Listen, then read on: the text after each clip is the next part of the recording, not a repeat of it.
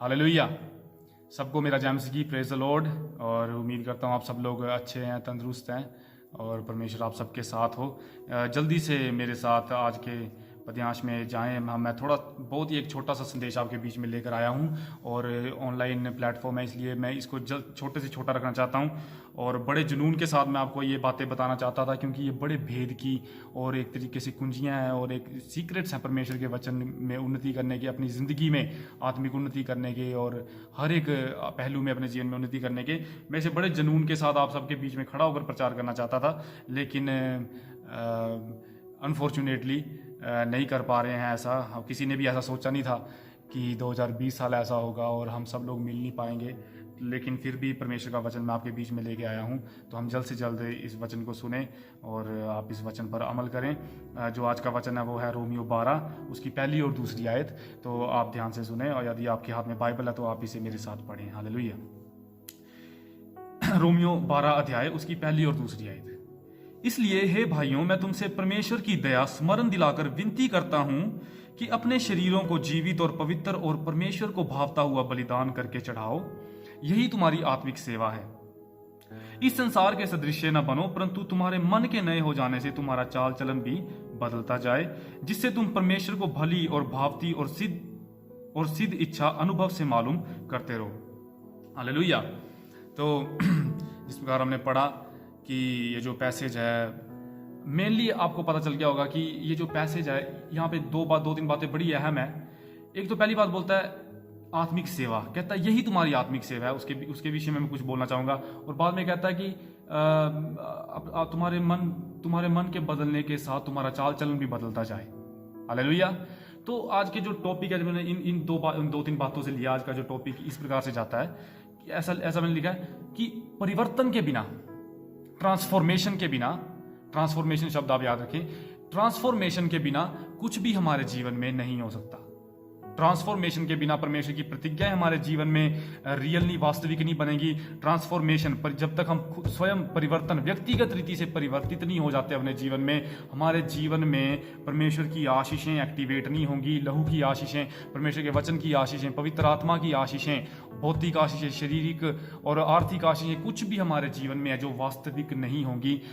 सब बातें रह जाएंगी, बोगस रह जाएंगी जब तक हम परिवर्तित नहीं होते हैं। हालेलुया। तो इस परिवर्तन का मतलब क्या है और किस प्रकार से परिवर्तन होता है, इन आयतों में बड़ी अच्छी तरीके से एक्सप्लेन किया गया है। इसमें से मैंने निकाला है कुछ भेदों को, तो आप मेरे साथ ध्यान से सुने। सबसे पहली बात, अगर मैं एक सर्वे टाइप का एक टेस्ट करना चाहूँ, तो अगर मैं अपनी सपोज कलीसिया में के बीच में खड़ा होकर पूछूँ, सपोज आप में से 100 लोग वहाँ पे मौजूद हैं, 80, 100 या 120 जितने भी लोग होते हैं, और अगर मैं आपसे पूछूं कि कितने लोग हम में से चाहते हैं कि उनके जीवन में कुछ ना कुछ सिचुएशन बदल जाए या कुछ ना कुछ ब्रेक थ्रू आए या कुछ ना कुछ उनके ज़िंदगी में सिचुएशनल बदलाव हो जाए, तो अधिकतर लोग, मेरे को लगता है सब लोग हाथ खड़ा करेंगे और सब लोग बोलेंगे मेरे ज़िंदगी में मैं चाहता हूँ ये बदल जाए, मेरी ज़िंदगी में मैं चाहता हूँ ये ब्रेक थ्रू हो जाए, मेरी ज़िंदगी में ये हो जाए। लेकिन कितने जन हैं जो बोलेंगे कि मैं अपनी ज़िंदगी में और कोई सिचुएशन को बदलने से पहले मैं ये चाहता हूं कि मेरी ज़िंदगी या मैं बदल जाऊं। आमीन। बड़े कम लोग होंगे, या शायद मेरे ख्याल से किसी के दिमाग में से भी ये बात नहीं गुजरेगी कि जब हम परिवर्तन की बात करते हैं या कुछ चेंज की बात करते हैं, हर लोग चाहते हैं उसकी आर्थिक ज़िंदगी बदल जाए, उसकी जो है भौतिक ज़िंदगी बदल जाए, उसकी शारीरिक ज़िंदगी बदल जाए। लेकिन कोई भी ये नहीं चाहता कि उसकी जो व्यक्तिगत, उसके जो प्राण की दशा है, जो उसकी आत्मा की दशा है, वो बदल जाए। स्वयं कोई परिवर्तित नहीं होना चाहता। हर कोई चाहता है कि अगला वो इंसान परिवर्तित हो जाए। हर कोई चाहता है मेरी उपस्थितियां परिवर्तित या चेंज हो जाए, बदल जाएं, लेकिन कोई भी नहीं कहता कि मैं बदल जाऊं। हालेलुया। तो इस बात पे गौर करने के लिए आप मेरे साथ इस पैसेज में देखें, बड़े ध्यान से सुने। पहली बात जो है इस पैसेज में मैं आपके बीच में लेके आना चाहता हूं कि किस प्रकार से हम परिवर्तित हो सकते हैं, ताकि आपके जीवन में परमेश्वर की जो नियम है, परमेश्वर की जो वायदे हैं, जो परमेश्वर की आशीषें हैं, वो एक्टिवेट हो जाए, वो काम करने लगे। तो सबसे पहली बात ना जो इसमें हम पढ़ते हैं, इसमें लिखा है, पौलुस कहता है, इस तरीके से शुरू करता है, कहता है इसलिए हे भाइयों, मैं तुमसे परमेश्वर की दया स्मरण दिलाकर कहता हूं। हालेलुया। कहता है इसलिए, आपको पता वो इसलिए शब्द का जब इस्तेमाल कर रहा है, तो वो इसलिए शब्द इसलिए इस्तेमाल कर रहा है क्योंकि उसके पहले वो कुछ कह रहा है और उसको कंटिन्यूएशन करने के लिए, उसको जारी रखने के लिए वो इसलिए शब्द का इस्तेमाल कर रहा है यहाँ पे। तो जब इसलिए शब्द का इस्तेमाल जब भी किया जाता है, तो हम लोग उसके पीछे जाके देखते हैं किस लिए। इसलिए का मतलब जब हम इसलिए पढ़ते हैं तो हमें पूछना चाहिए किस लिए। तो जब हम किस लिए पूछते हैं तो हमें 11 अध्याय जो है रोमियो की पुस्तक में मिलते हैं, जो कि बता रहे हैं कि क्यों पौलुस कह रहा है कि परमेश्वर की दया को स्मरण करना जरूरी है। आपको पता है यहाँ पे एक बात लिखी है, कहता है मैं परमेश्वर की दया स्मरण दिलाकर विनती करता हूं कि अपने शरीरों को जीवित और पवित्र और परमेश्वर को भावता हुआ बलिदान करके चढ़ाओ। आपको पता पौलुस यहाँ पे ये नहीं कह रहा कि पहले अपने शरीरों को तुम पवित्र और परमेश्वर को भावता हुआ बलिदान करके चढ़ाओ, जीविता बलिदान करके चढ़ाओ तो परमेश्वर तुम पे दया करेगा। ऐसा नहीं बोल रहा है। कहता परमेश्वर की दया तुम्हें स्मरण दिला रहा हूं, परमेश्वर की दया को तुम याद करो जो तुम्हारे जीवन में हुई है। उस दया को याद करो और उस दया के बेसिस पे मैं तुम्हें कहता हूं कि भाई लोग या बहन लोगों, अपने शरीरों को तुम क्या करो, परमेश्वर को पवित्र बलिदान करके चढ़ाओ। हम लोग क्या होता है, अक्सर हम हमारी थिंकिंग क्या होती है, हम लोग सोचते हैं जितना हम ज़्यादा मतलब अच्छा जीवन व्यतीत करेंगे, जितना हम ज़्यादा त्याग करेंगे, जितना ज़्यादा हम अपने आप को स्ट्रिक्ट करके रखेंगे, उतना ज़्यादा परमेश्वर हम पे दया करेगा। नहीं, लेकिन बाइबल इसके विपरीत सिखा रही है। पौलुस इसके विपरीत सिखा रहा है। पौलुस इसके उल्टा जो प्रिंसिपल ये घुमा के सिखा रहा है, वो बोल रहा है, कहता है कि परमेश्वर की दया स्मरण करो। और कहता है ये जो परमेश्वर की दया, आपको पता है जब हम बोलते हैं कि जवानों को बोला जाता है कि आपके जीवन में परिवर्तन आना चाहिए, तो उनको बोझ लगता है। ये परमेश्वर के विधियां, परमेश्वर के जो कानून है, परमेश्वर की जो व्यवस्था है, हर किसी को बोझ लगती है कि परमेश्वर क्यों ये काम करने से रोकता है, परमेश्वर क्यों ये काम करने को बोलता है, मुश्किल काम करने को बोलता है, सूली उठाने को बोला गया है, जुआ उठाने को बोला गया है। और हम लोगों को, जो जवानों को खास कर विशेष रीति से, जो परमेश्वर की नियम, जो परमेश्वर की विधियाँ हैं, जो वो बोझ की तरह लगती हैं। और अधिकतर लोगों को ये जो सूली जो हम उठाते हैं, जो हमें उठाने के लिए बोला गया है, ये एक पनिशमेंट की तरह नजर आता है। क्यों? क्योंकि हम लोग क्या सोचते हैं कि यदि हम ये जो है, मतलब जो शारीरिक डिसिप्लिन जो बोला गया ना कि अपने शरीर को पवित्र और भावता बलिदान, हम सोचते हैं कि यदि हम करेंगे तो परमेश्वर हम पे ज़्यादा दया करेगा। यदि हम ज़्यादा प्रार्थना करते हैं तो परमेश्वर हम पे ज़्यादा दया करेगा। हम लोग सोचते हैं यदि हम ज़्यादा स्तुति करेंगे, ज़्यादा महिमा के, ज़्यादा अच्छे भले काम करेंगे, ज़्यादा अपने आप को हम संवार के रखेंगे अपनी ज़िंदगियों को, तो परमेश्वर हम पे ज़्यादा दया करेगा। लेकिन इस प्रकार से इंसान क्या हो जाता है कि इस प्रकार से जब इंसान सोचने लगता है तो शैतान इंसान को गुमराह कर देता है और वो बोलता है कि परमेश्वर के नियम क्या है, बोझ डालने वाले हैं, इसलिए वो परिवर्तित नहीं हो पाता। उसको परमेश्वर का जो व्यवस्था है वो एक दंड की तरह, एक पनिशमेंट की तरह लगने लग जाती है। उसको सूली एक दुख देने वाली चीज़ लग जाती है। जबकि बाइबल हमें फ्री करती है, जबकि बाइबल हमें लिबरेट करती है, जबकि हमें आज़ाद करती है ऐसे बोझ से। और आपको पता है जब आपको परमेश्वर की दया स्मरण दिलाई जाएगी, जब आपको परमेश्वर की दया के बारे में मालूम होगा, तब आप परमेश्वर से इतना प्यार करेंगे कि आप अपने शरीर को बलिदान करने के लिए तैयार हो जाएंगे, अपने शरीर की ख्वाहिशों को बलिदान करने के लिए तैयार हो जाएंगे। लेकिन पहले परमेश्वर की दया को स्मरण करना चाहिए आपको। हालेलुया। तो परमेश्वर की दया को स्मरण दिलाने के लिए वो इस प्रकार से कहता है। पिछले 11 अध्यायों में देखिए पौलुस क्या कह रहा है। परमेश्वर वो किस प्रकार से परमेश्वर की दया उन्हें स्मरण दिला रहा है, फिर विनती कर रहा है। परमेश्वर की दया स्मरण दिलाने के बाद में फिर लोगों से विनती कर रहा है कि इसलिए कहता मैं तुम्हें कहता हूं, देखो परमेश्वर की दया का पूरा चिट्ठा उसने दिखाया। फिर बोलता है देखो परमेश्वर की दया, इसलिए मैं तुमसे कहता हूं कि भाई परमेश्वर से प्यार करो, इसलिए मैं तुम्हें कहता हूं कि भाई बदलते जाओ, इसलिए मैं तुम्हें कहता हूं कि भाई पाप ना करो, क्योंकि कहता है परमेश्वर की इतनी बड़ी दया है। तो इतनी बड़ी दया किस प्रकार से स्मरण दिलाता है, देखो वो कहता है पहले रोमियो के पहले अध्याय में कहता है, देखो परमेश्वर ने कहता दया में, अपनी मर्सी में, मतलब कि इतने लुटाने वाली रीति से परमेश्वर ने इसे सृष्टि की रचना की ताकि मनुष्य उसमें रह सके, उनको जीवन दिया जाए, उनके पास अच्छी आशीषें हों, हरियाली हो, पानी हो, सुंदरता है, पक्षी हैं और कितने सारी अच्छी चीज़ें हैं। अच्छा हमें परमेश्वर ने शरीर और अच्छे परमेश्वर ने हमें बसने की चीज़ें दी हैं और परमेश्वर ने अपनी दया में ये सब कुछ किया है। और बाइबल में लिखा है उसके गुण, जो यहाँ पे लिखा है उसके गुण जो हैं परमेश्वर की बनाई हुई चीज़ों में प्रकट थे, लेकिन जो पृथ्वी के लोगों ने अपने पाप करने के कारण, अपने पाप के कारण, अपने भोग विलासों के कारण उन्होंने क्या किया, सत्य को दबा दिया। तो परमेश्वर ने दया करके इंसान पे बनाया। दूसरे चैप्टर में मैं जल्द आगे बढ़ता जाऊंगा, 11 चैप्टरों का मुझे ब्यौरा देना है। दूसरे चैप्टर में कहता है कि परमेश्वर ने अपने लोगों को दया दिखाई व्यवस्था देने के द्वारा। आपको पता है परमेश्वर ने उनको एक व्यवस्था दी ताकि परमेश्वर उन पर दया कर सके जो उसकी व्यवस्था पे चलेगा। लेकिन क्या हुआ कि वो तीसरे अध्याय में कहता है कि कोई व्यवस्था को पूरा नहीं कर सकता और व्यवस्था से और पाप बढ़ता रहा, क्योंकि व्यवस्था से ही पाप का ज्ञान आता है। इसलिए कहता उसने क्या किया, एक मनुष्य को भेजा जिसने सब मनुष्यों के लिए व्यवस्था को पूरा कर दिया। देखिए परमेश्वर की दया। हालेलुया। परमेश्वर इतना दयावान है कि उसने पहले जब इंसान पाप करते, जब वो यहूदी लोग पाप करते थे, जब पिछले पुराने प्रजा के लोग पुराने में लोग पाप करते थे, उसने बलिदान की परमेश्वर ने व्यवस्था ठहराई ताकि उनके उनके वो पापों को क्षमा कर सके। परमेश्वर ने कुछ ना कुछ व्यवस्था ठहराई। परमेश्वर ने जब आदम और हवा ने पाप किया तो परमेश्वर ने तब भी एक अंगरखा बनाया, एक बलिदान किया उनके लिए। परमेश्वर ने कुछ ना कुछ व्यवस्था ठहराई और तब से बलिदान का सिस्टम चले आ रहा है ताकि उनके पाप क्षमा हो सके। तो परमेश्वर दया करने वाला परमेश्वर है, परमेश्वर की ऐसी दया है। तो जब इंसान व्यवस्था को भी नहीं पूरा कर पाया तो उसने मसीह यीशु को भेजा ताकि उनके बिहाफ पे, उनकी जगह पे क्या करे, व्यवस्था को अपनी शरीर में पूरा कर दे। हालेलुया। चौथे चैप्टर में कहता है कि अब कहता है जो धर्मी, हर एक जन जो उस व्यक्ति पर, उस मसीह यीशु पर विश्वास करता है वो धर्मी ठहराया जा सकता है। हालेलुया। व्यवस्था नहीं पूरी कर सके तो अब बोलता है कि तुम लोग क्या करो, विश्वास करो यीशु मसीह पे। केवल विश्वास करने के द्वारा क्या तुम धर्मी ठहर चुके हो। हालेलुया। कहता 5वें अध्याय में ऐसा लिखा, कहता कि जब हम पापी थे, कहता तब मसीह हमारे लिए मर गया। जब हम पापी थे तब मसीह हमारे लिए मर गया, हम पर दया करने के लिए। और कहता कि अब जब हम मसीह में अनुग्रह में बचाए जा चुके हैं, अब हम पर वो कितनी ज्यादा और दया करेगा। 6ठे अध्याय में कहता है कि हम मसीह के साथ जिलाए गए हैं। 7वें अध्याय में कहता है कि यद्यपि हम कहता पाप के साथ संघर्ष करते हैं, फिर भी कहता 8वें अध्याय में कहता है हम पर कोई दंड की आज्ञा नहीं है। और कहता व्यवस्था के शराब से परमेश्वर ने हमें छुड़ा लिया है।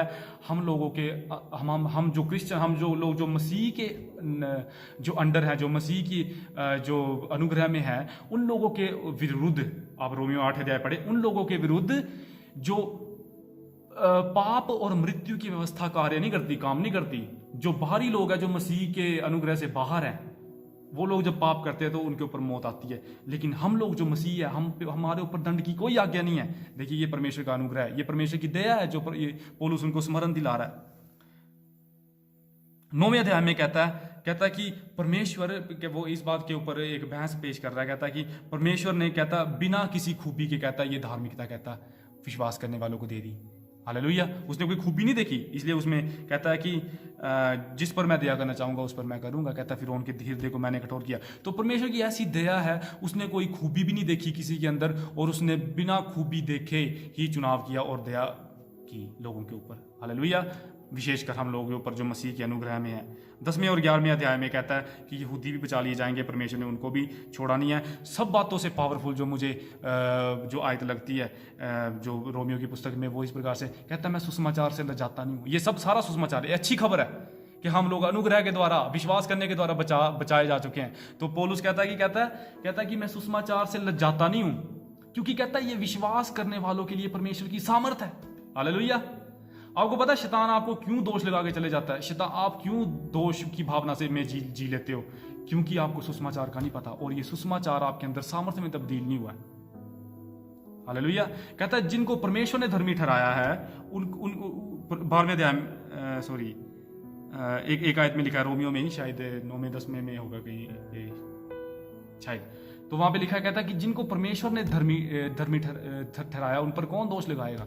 हालेलुया।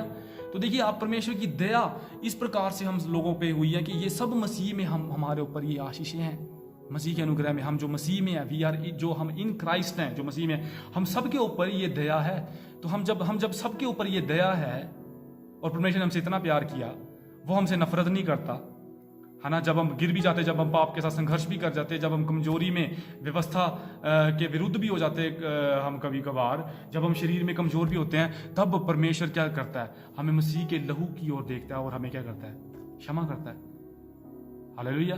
और हम लोग अनुग्रह के अधीन है, इसलिए वो कहता है, अभी इसलिए देखो परमेश्वर की कहता है मैं तुम्हें परमेश्वर की दया स्मरण दिलाकर कहता हूँ। मैं भी आपको परमेश्वर की ये दया स्मरण दिला रहा हूँ 11 अध्यायों से, कि भाइयों बहनों परमेश्वर की इस दया को स्मरण करो और क्या करो, परिवर्तन की जो दौड़ है वो दौड़ो। हालेलुया। परिवर्तन की दौड़ को दौड़ो। ऐसा नहीं लिखा है, दोबारा से मैं आपको स्मरण दिला रहा हूं, ऐसा नहीं लिखा है कि तुम भाई जितनी सूली उठाओगे उतना ज्यादा दया होगी तुम पर। नहीं, कहता है कि तुम दया को स्मरण करो, इसको प्यार करो। जब इस दया को स्मरण करोगे तो तुम परमेश्वर से प्यार करोगे, तुम बोलोगे परमेश्वर क्या चाहते हो आप, किस प्रकार से मैं आपकी सेवा करूं। ऐसा जीवन पौलुस कहता है कि आपका होना चाहिए।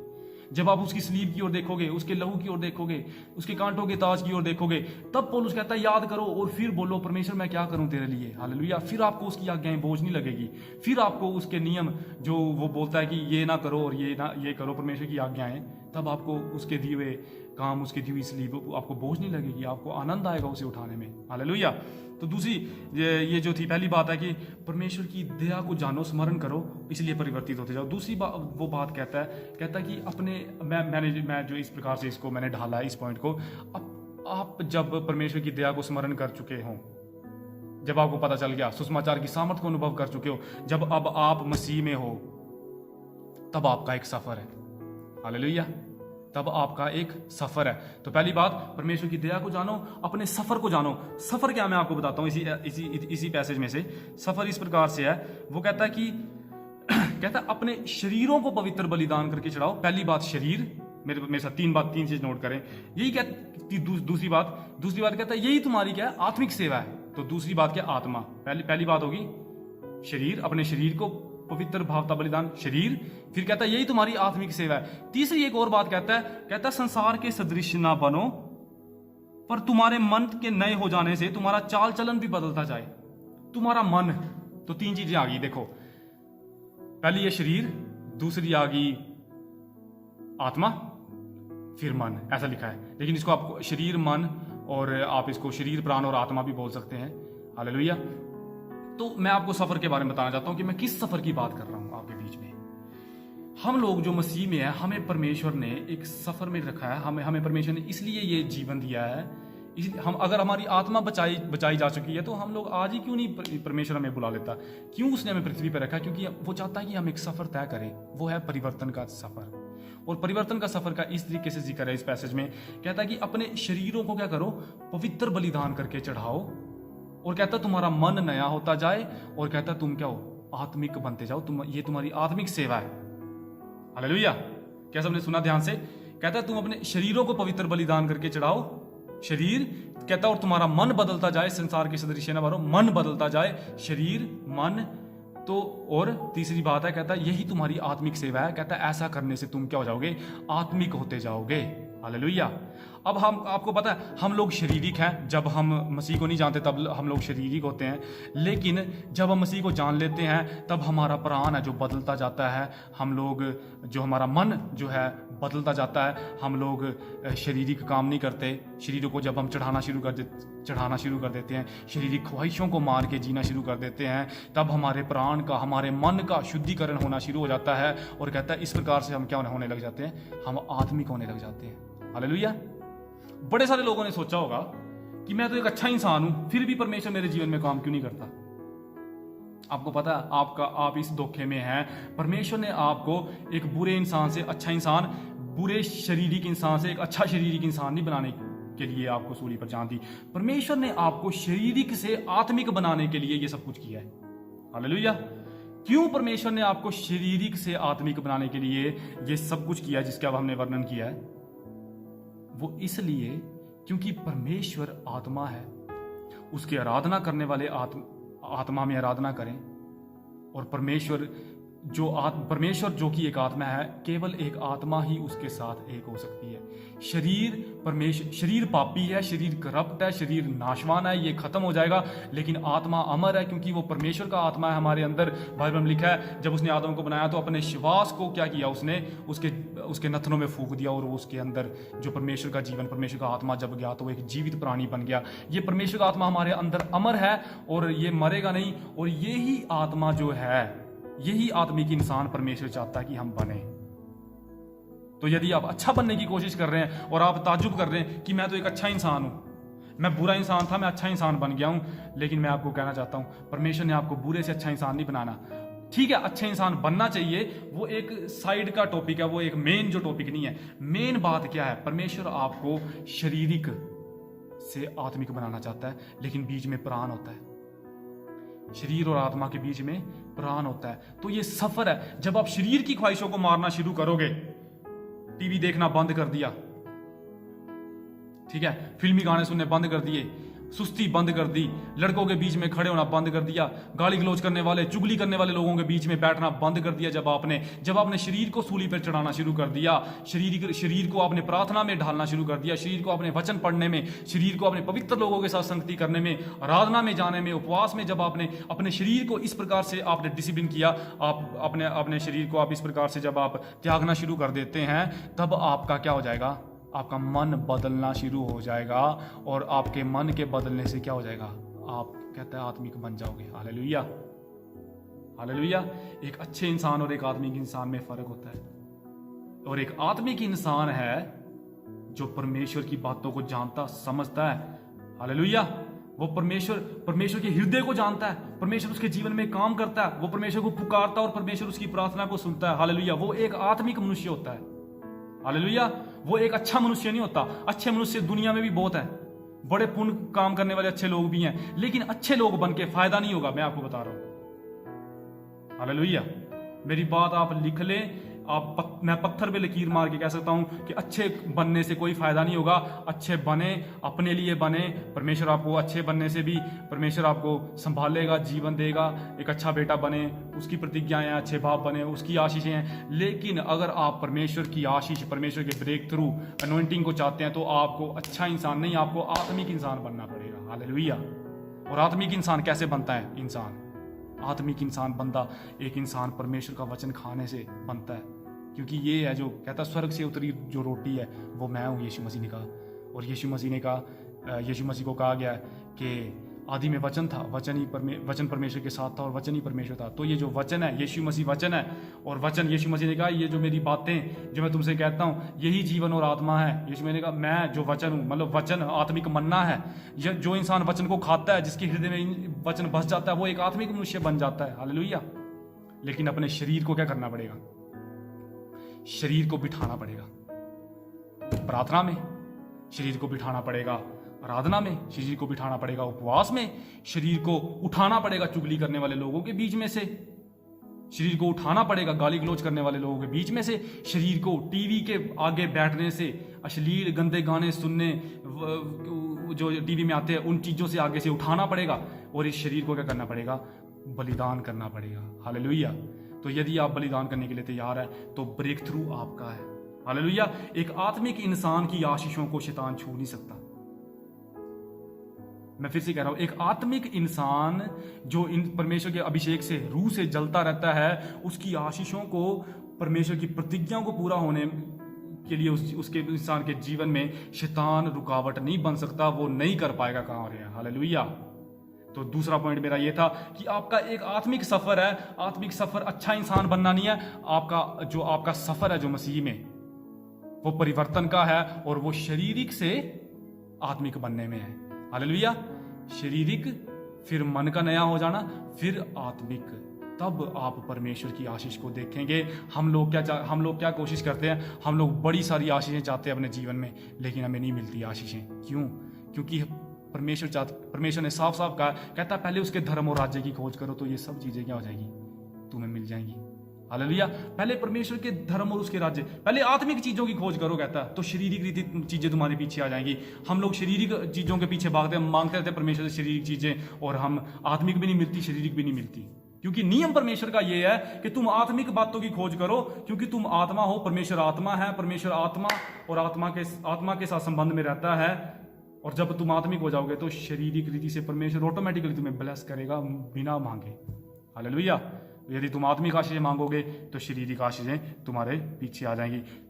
तो ये एक सफर है, ये परमेश्वर चाहता है आपके जीवन से आप इस सफर को तय करना जल्द से जल्द शुरू करें। शारीरिक से आत्मिक बनते जाएं, अच्छे भी बने।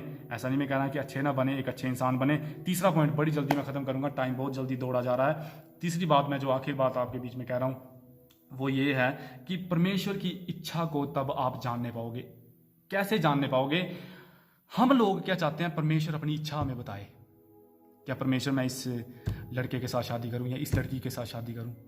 क्या परमेश्वर मैं इस पैसे को यहां पे लगाऊं? हम लोग चाहते हैं परमेश्वर से इंफॉर्मेशन, लेकिन परमेश्वर क्या चाहता है? परमेश्वर चाहता है ट्रांसफॉर्मेशन। हालेलुया।